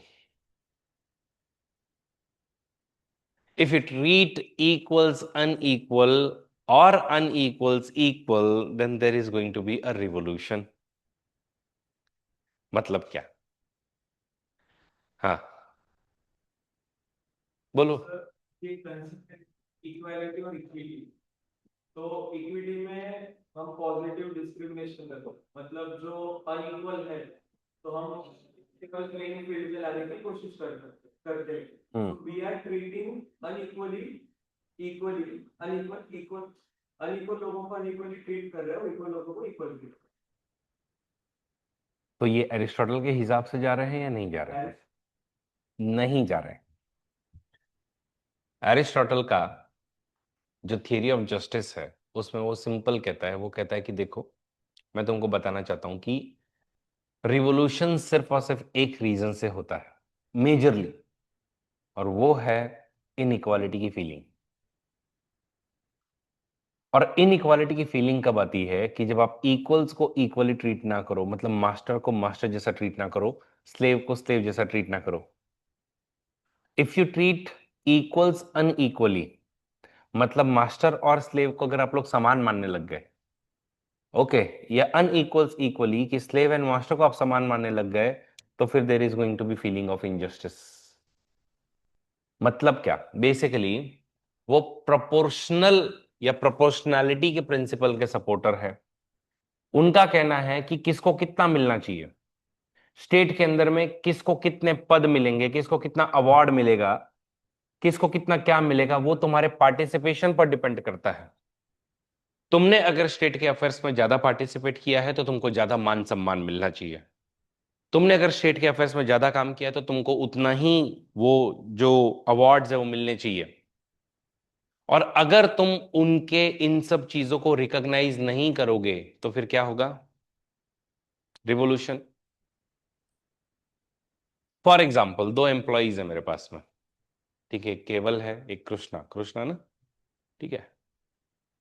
केवल हार्ड वर्किंग इंसान है, केवल चीजें डिलीवर भी करता है, सब कुछ करता है, लेकिन केवल को एक चीज नहीं आती है, वो है बटर लगाना, मस्का लगाना बॉस को। मैं बॉस हूं तुम्हारा। कृष्णा को अच्छा मस्का लगाना आता है, काम हर बार अधूरा रहता है। लेकिन अरे सर, क्या आप दिख रहे हो आज? सर सच बताओ सर, सर आप डाइट पे हो ना? सर आज जबरदस्त यार, मतलब क्या बोलूं मैं। सर वो लड़की ना पूछ रही थी कि सर कब आ रहे हैं क्या अभी तक। मैंने तो उनको बोला कि अरे दो बच्चे हैं उनके। बोले नहीं, अरे नहीं नहीं सच बोल रहा हूँ। मैं फुल खुश। बोला अरे हाँ बढ़िया बढ़िया बढ़िया। और इधर केवल जो है, केवल गंदी बातें करता है। बोलता है सर मुझे आज जल्दी जाना है। अरे बढ़ता है काम तो खत्म कर दे, काम खत्म हो गया। और ये वाला काम वो वाला काम, नहीं नहीं वो भी नहीं हुआ। और बोले कि वो तुम्हारे पास ही पेंडिंग पड़ा है, मैंने तुमको कब का भेजा है, देखो एक बार जरा मेल में चेक करो तुम्हारा काम हो गया है करके। मैंने मेल चेक किया तो बताना तो चाहिए, बोले बताया भी तुमको, ये देखो व्हाट्सएप पे मैसेज भी किया है। तो जब प्रमोशन की बारी आई, अब इसको किसको प्रमोट किया जाए, ठीक है। तो मैंने अगर कृष्णा को प्रमोट कर दिया, क्योंकि वो मुझे खुश रखता है, मुझे खुशी चाहिए कि हाँ भाई मेरी तारीफ करता है, ठीक है। भद्दी सी शक्ल होने के बावजूद भी क्या हैंडसम लग रहे हो सर आज, ये सब बोलता है। तो उसको प्रमोट कर दिया। अब मुझे बताओ केवल टिकने वाला है यहाँ पे? केवल को क्या लगेगा कि उसका पार्टिसिपेशन ज्यादा होने के बावजूद, उसके एफर्ट्स ज्यादा होने के बावजूद उसके मेरिट को रिकॉग्नाइज नहीं किया गया। तो एरिस्टोटल मेरिटोक्रेटिक सोसाइटी को सपोर्ट करता है। अगर आज एरिस्टोटल आता इंडिया में तो वो रिजर्वेशन के सिस्टम को देख करके दहल जाता और वो क्रिटिसाइज करता। वो कहता ये क्या चल रहा है तुम्हारा, तुम लोग रिजर्वेशन कैसे दे सकते हो, तुम लोग ये पॉजिटिव डिस्क्रिमिनेशन कैसे कर सकते हो, दिस इज इनइक्वालिटी। और अगर इनइक्वालिटी है तो रिवोल्यूशन होगा। ये उनके हिसाब से इनजस्टिस होता रिजर्वेशन का सिस्टम। उनके हिसाब से जो जितनी मेहनत कर रहा है, जो जितनी पढ़ाई कर रहा है, उसको वैसा कॉलेज मिले, उसको वैसी नौकरी मिले, उसको प्रमोशन मिले, रादर देन जो चापलूसी कर सकता है, रादर देन आप लोग इस तरीके की सोशल इंजीनियरिंग के कोई फॉर्मूले लगाओ। तो वो सिंपल है। उसकी थियरी ऑफ जस्टिस में सिर्फ एक ही बात है, इनइक्वालिटी नहीं होनी चाहिए। और जिसने जो किया है उसको रिकॉग्नाइज करो, उसको उतना, जिसने जितना एफर्ट स्टेट के अफेयर्स में डाले हैं उसको उतना वापस से अपने अवार्ड देने चाहिए। तो वो उसके हिसाब से जस्टिस होगा। तो उसके हिसाब से justice is treating equals equally and unequals unequally. Master को स्लेव जैसे मत ट्रीट करना, स्लेव को मास्टर जैसे ट्रीट मत करना। और जिसने ज्यादा पार्टिसिपेट किया है उसको उतना दो। मेरिटोक्रेटिक सोसाइटी पर ही बिलीव्स। हाँ। equals equally हाँ। and unequals unequally, हम्म। ये जो है हम्म। तभी मतलब जो इक्वल थे उनको इक्वली दे रहे और जो अनइक्वल नहीं होते थे कुछ ला रहे, हम्म। तो सेम बात होगी। ऐसा नहीं है, आते हैं हम लोग मुद्दे पे आते हैं थोड़ा सा। ठीक है, पहले ये वाली चीज समझ कर लो। जस्टिस दो टाइप का है, एक होता है डिस्ट्रीब्यूटिव और दूसरा होता है करेक्टिव। ठीक है। डिस्ट्रीब्यूटिव मतलब, डिस्ट्रीब्यूटिव मतलब क्या तुमको मिलेगा, मैं क्या डिस्ट्रीब्यूट करूंगा। स्टेट क्या डिस्ट्रीब्यूट करता है, स्टेट में तुम लोगों को, सो लेजिस्लेटिव जस्टिस बोलते हैं इसको। इसके अंदर में तुमको political privileges, honour, reward, position, resources, ये सब चीजें आपको मिलती हैं। तो इसको हम लोग डिस्ट्रीब्यूटिव जस्टिस बोलते हैं। और distributive justice is always done by the legislature. कौन करता है इसको? लेजिस्लेचर। और करेक्टिव जस्टिस जो है वो हर बार आपके जुडिशरी के पास में आता है। किसके पास आता है? जुडिशियल जस्टिस भी हम लोग इसको कहते हैं। इसका एम है जो भी आपके रॉन्ग्स हुए हैं उसको रेक्टिफाई करना। जैसे किसी ने मर्डर किया, किसी ने रेप किया, उनको पनिश करना, इसको हम लोग करेक्टिव जस्टिस बोलते हैं। डिस्ट्रीब्यूटिव जस्टिस में लाडली बहन योजना आएगी, आएगी क्या? आएगी क्या? हाँ। तो who gets what when and why, ये वाली बात जब आती है उसको हम लोग डिस्ट्रीब्यूटिव जस्टिस बोलते हैं। And Aristotle supports theory of proportionality. Proportionality मतलब जिसने जितना कंट्रीब्यूट किया है उसको उतना मिले। तो डिस्ट्रीब्यूटिव जस्टिस, यहां पे जो बात हो रही मेजरली डिस्ट्रीब्यूटिव जस्टिस की हो रही है। इनफैक्ट पॉलिटिकल साइंस में हम लोग डिस्ट्रीब्यूटिव जस्टिस की ही बात करते हैं। हम लोग यहाँ पे करेक्टिव जस्टिस की बात नहीं करते। करेक्टिव जस्टिस के लिए आपको कौन सा ऑप्शन लेना पड़ेगा? नहीं, दिमाग लगाओ। Exactly, law, political science for distributive justice and law optional for corrective justice. ठीक है, तो उसके अंदर में वो सब आएंगे, फिर उसमें क्रिमिनल लॉज, सिविल लॉज, ये सब जो है उसमें आएंगे। एनीवेज, तो इनके हिसाब से it is unjust to treat equals unequally and it is equally unjust to treat unequals equally. तो इनका कहना है भाई मेरिटोक्रेटिक सिस्टम में होना चाहिए। ओके। और मेरिटोक्रेटिक सिस्टम का मतलब क्या है? ट्रीट इक्वल्स इक्वली मतलब कि if state favours one person and discriminates against other despite both having equal merit, it would lead to the feeling of dissent and sedition. If equals are not treated equally, there will be injustice. Or similarly, states should recognize the difference in the merit between the two people and reward them accordingly. अगर तुम दोनों को समान बांट रहे हो तो again injustice होगा। तो चाहे एजुकेशनल स्कॉलरशिप हो, वर्कप्लेस प्रमोशन हो, यहां पर ये वाला प्रिंसिपल हम लोग देखते ही हैं कि treat equals equally and unequals unequally. जिसने परफॉर्म नहीं किया उसको निकालो, जिसने परफॉर्म किया उसको रखो। ठीक है, तो ये वाला सिस्टम हम लोग देखते ही हैं, है कि नहीं? लेकिन लेकिन ये कहीं ना कहीं ये कहीं ना कहीं थियरी ऑफ स्लेवरी से भी कनेक्टेड है कि जो मास्टर है उसको मास्टर जैसे ट्रीट करना, जो स्लेव है उसको स्लेव जैसे ट्रीट करना। Aristotle's theory of justice, okay, तो उसके अंदर में सिर्फ डिस्ट्रीब्यूटिव जस्टिस में मेरिट अकेला क्राइटेरिया है, लेकिन ये आज के लिए पूरी तरीके से एप्लीकेबल नहीं है, क्योंकि एरिस्टोटल कभी भी तुम्हारे सोशल बैकग्राउंड्स को देखता नहीं है। एक बहुत ही इंपॉर्टेंट वाक्य है कि आज तुम जो कुछ हो वो तुम्हारे फ्रेंड्स का समेशन है। आज तुम जो कुछ हो वो तुम्हारे फैमिली का समेशन है। तुमको बचपन में कैसे फ्रेंड्स मिले, कैसी फैमिली मिली, उसके ऊपर में आज तुम जो हो वो हो। अगर तुम एक झगड़ालू परिवार में पैदा हुए होते जहां पर आप देखते हो कि आपकी माँ की पिटाई रोज हो रही है, आपका बाप रोज दारू पी करके आता है और घर पे खाने के लाले पड़े हुए होते हैं, तो मैं नहीं कहता हूं कि आप लोग यहां पर बैठ करके यूपीएससी की पढ़ाई कर पाते थे। हो सकता है आप लोग यहाँ पे पियून का काम कर रहे होते हैं। हो सकता है आप लोग मेरे लिए कॉफी भर के ला रहे होते हैं। हो सकता है।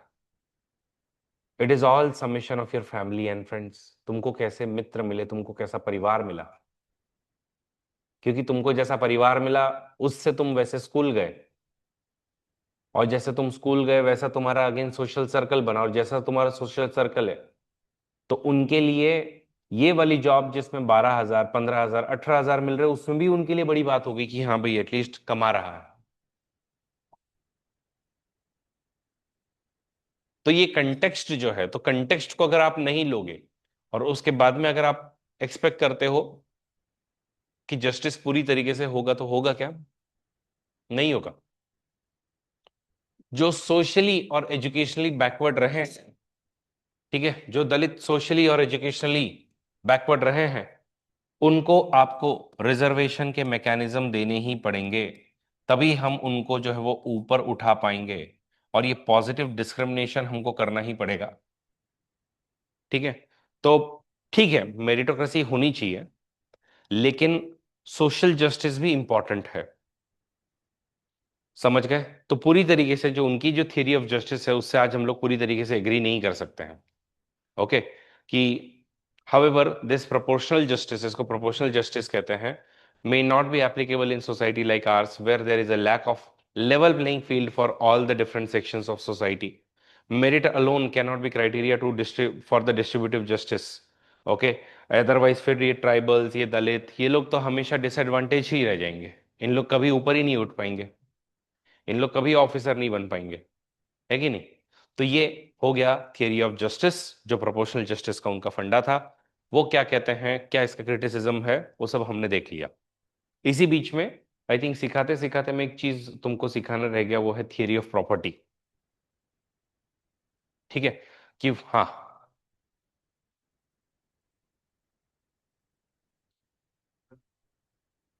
तो अगर दो पर्सन है, एक का मेरिट अच्छा, एक का अच्छा नहीं, बट अगर दोनों सेम गलती कर, तो उनके मेरिट के बेसिस पे जो ट्रीट करेंगे आप गलती के बेसिस एग्जाम्पल दो। पे।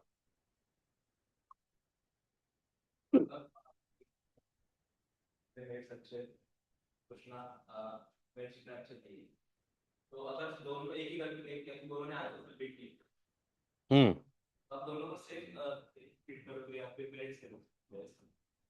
तो इधर का ये वाला मुद्दा अलग है ना, इधर का मुद्दा है कि तुम दोनों ने भी यहां पर काम नहीं किया, तो दोनों को पनिश करूंगा मैं। समझे? दोनों को पनिश करूंगा मैं। अरे तो वो कोई रिजिड सिस्टम नहीं है कि एक बार तुम मास्टर बन गए मतलब तुम अब जिंदगी भर, उनका कहना है भी तुम कितना पार्टिसिपेट करते हो, तुम क्या करते हो, उसके बेसिस पे ट्रीट करना। समझे? मेरिट का ये मतलब नहीं है कि तुम जो है वो अगर अपने काम में अच्छे हो लेकिन वो तुम काम कर नहीं रहे हो और उसके बाद में भी तुमको डांटना पड़े, तो ये तो गलत है ना। डांट तो फिर दोनों को पड़ेगी। ऐसा उस टाइम मास्टर स्लेव को क्यों आने देंगे? वो तो उनके एंड के लिए उस यूज हो रहा है, तो इनइक्वालिटी तो हो ही रही है।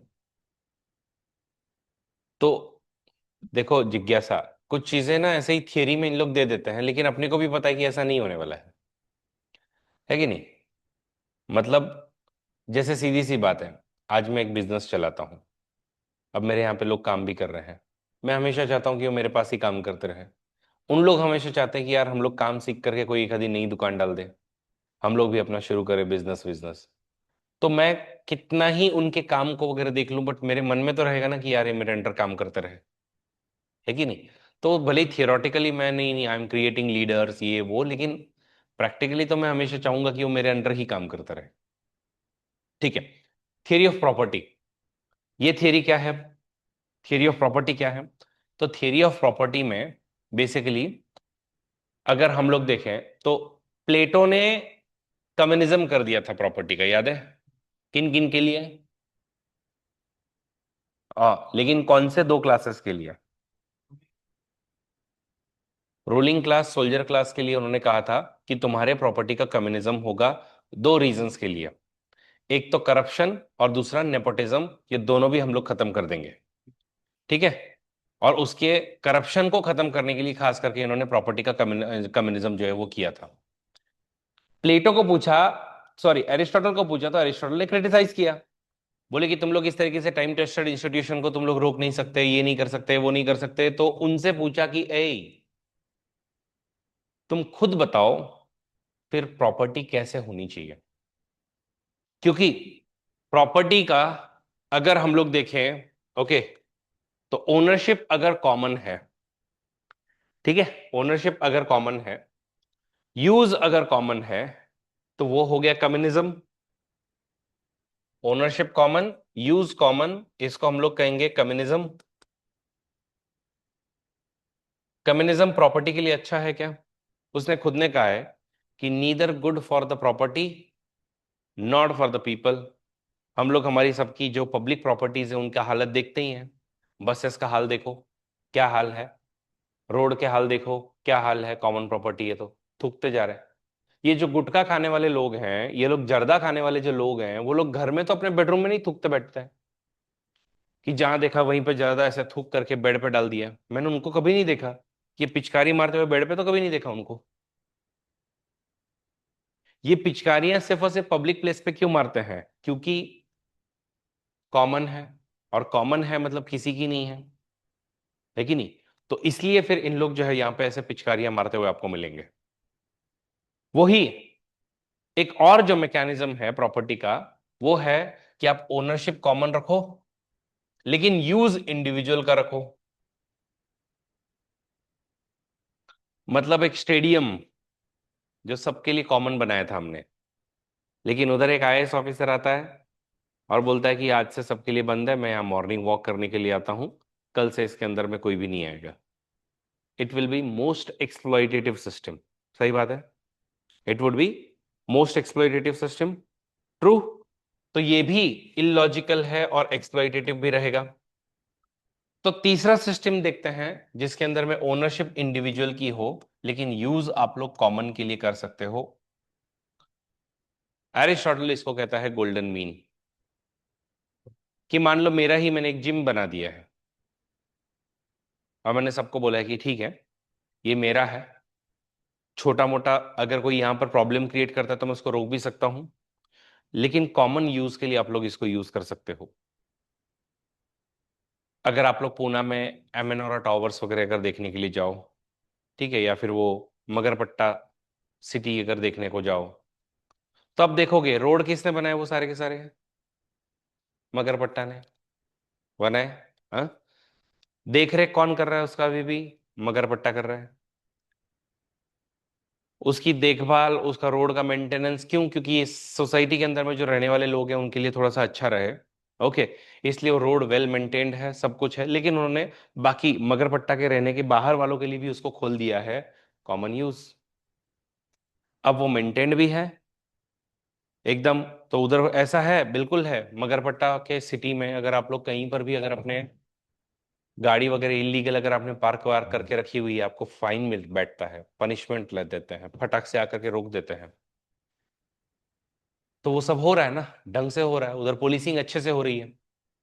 मतलब ओनरशिप मगरपट्टा वालों की थी, लेकिन उन्होंने कॉमन के लिए किया। तो ये एकदम गोल्डन मीन है, सबके लिए एकदम बेस्ट सिस्टम है। तो वो प्रॉपर्टी के लिए भी ऐसे ही कहते हैं कि वो मानते हैं कि property is source of evil. ये वाली बात वो मानते हैं, एरिस्टोटल ने देखा समझा।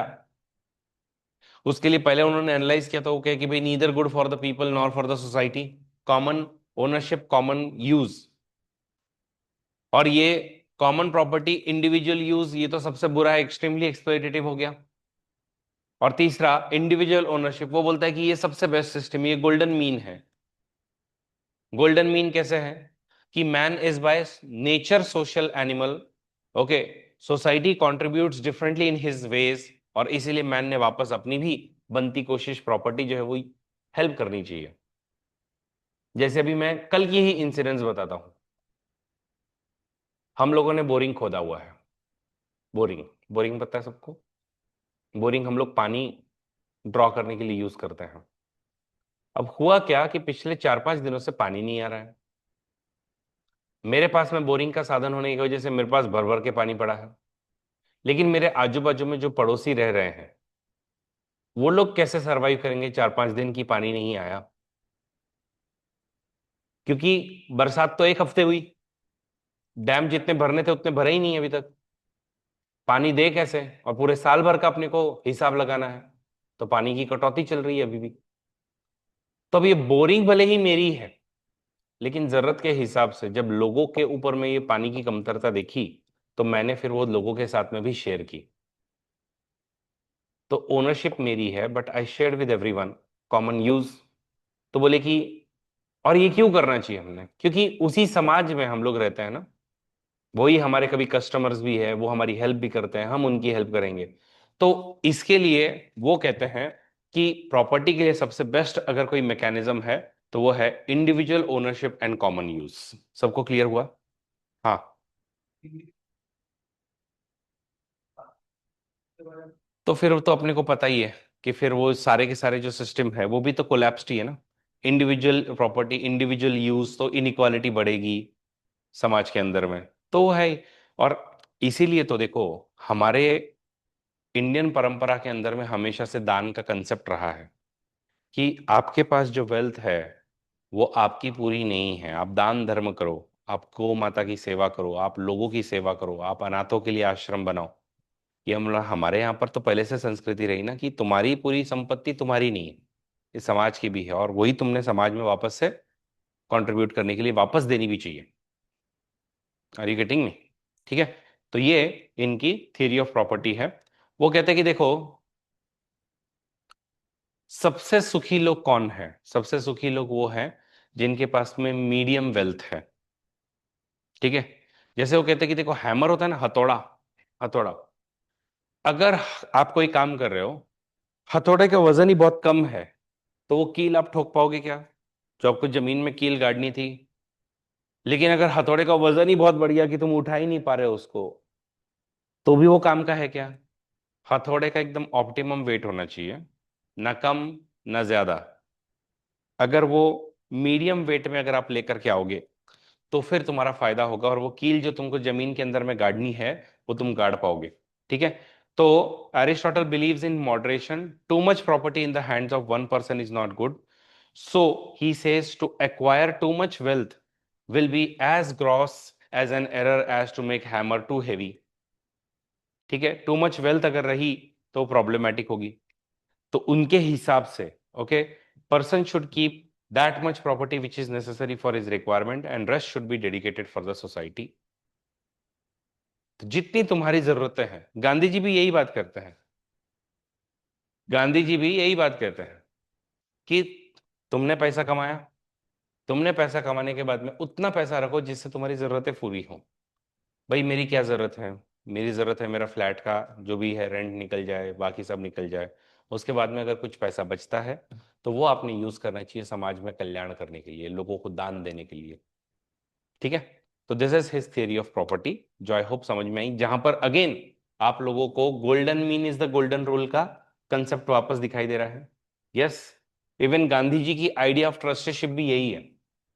गांधी जी कहते हैं कि बिजनेस ओनर जो है या प्रॉपर्टी ओनर जो है, उसने ऐसा नहीं मान लेना चाहिए कि ये सब मेरी है। आप ऐसा मानो कि आप एक ट्रस्टी, ठीक है, आप सिर्फ उसको संभाल रहे हो। लोग असली ट्रस्टी है, आप ट्रस्ट हो। ठीक है। तो ये अपनी आज कितनी थियरीज हो गई भाई?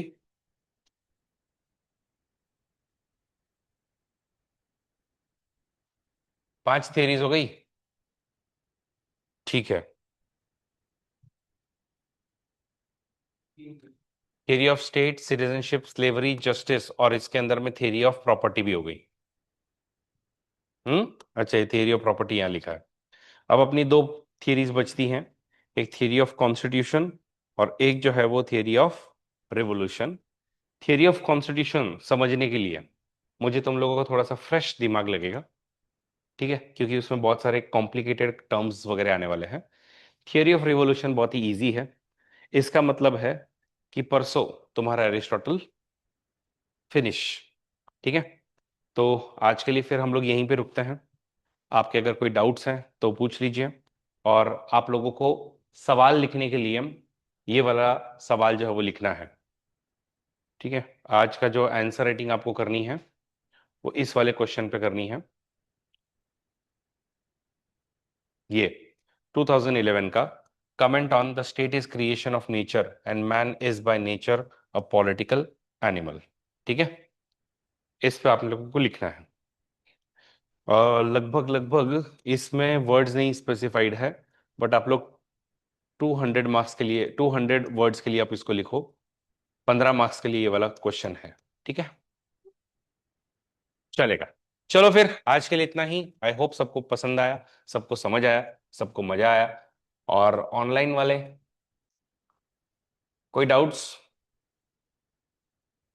If no doubts you can just say bye and will leave. Hmm.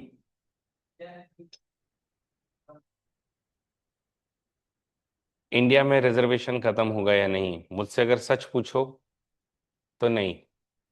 I think मैंने इसका एक रीजन भी तुमको दिया था। क्या दिया था रीजन? पॉपुलेशन। हमारे यहाँ पर बहुजन लोग ही ज्यादा हैं। ठीक है। तो देखो, अभी आप अगर रिजर्वेशन का सिस्टम अगर फिलहाल में देखो, तो हमारे यहाँ पे क्या रिजर्वेशन का सिस्टम है भाई? लगभग जो है वो एक 7.5% reservation S C S T को है, 15% रिजर्वेशन एस सी को है, 27% रिजर्वेशन ओबीसी को है, और 10% रिजर्वेशन ईडब्ल्यूएस को है। ये टोटल मिलाकर के 59.5% हो जाते हैं। ठीक है। अब इंडिया का ये तो रिजर्वेशन सिस्टम हो गया। अब इंडिया की डेमोग्राफिक प्रोफाइल देखते हैं।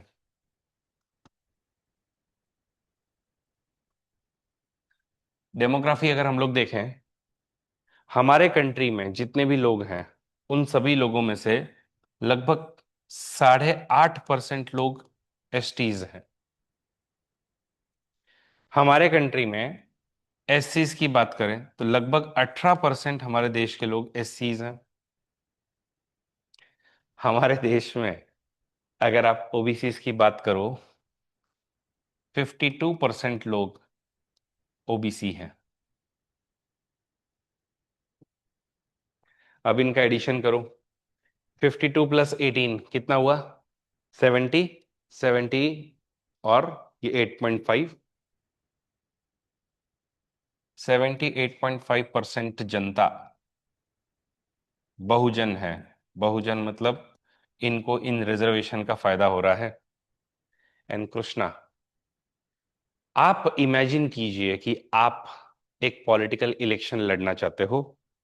आप अगर कोई पार्टी बना करके जीतने की कोशिश भी करोगे तो कभी आप जीत पाओगे?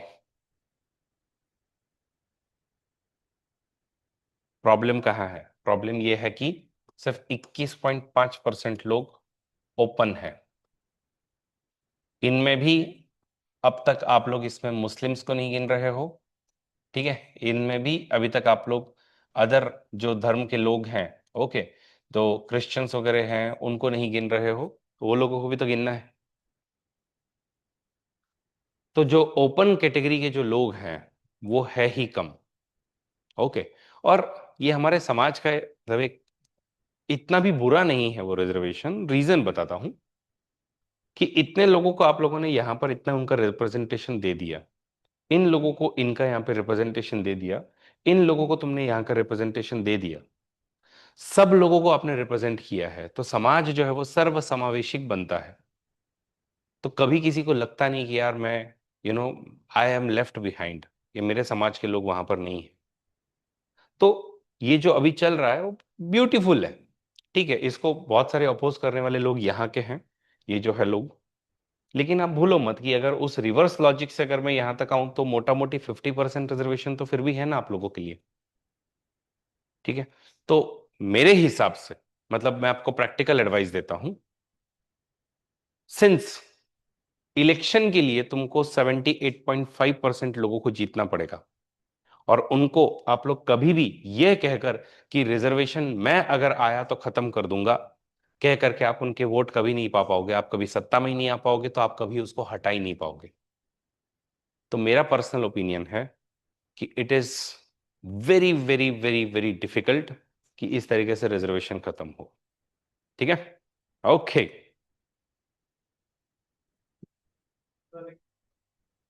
हाँ,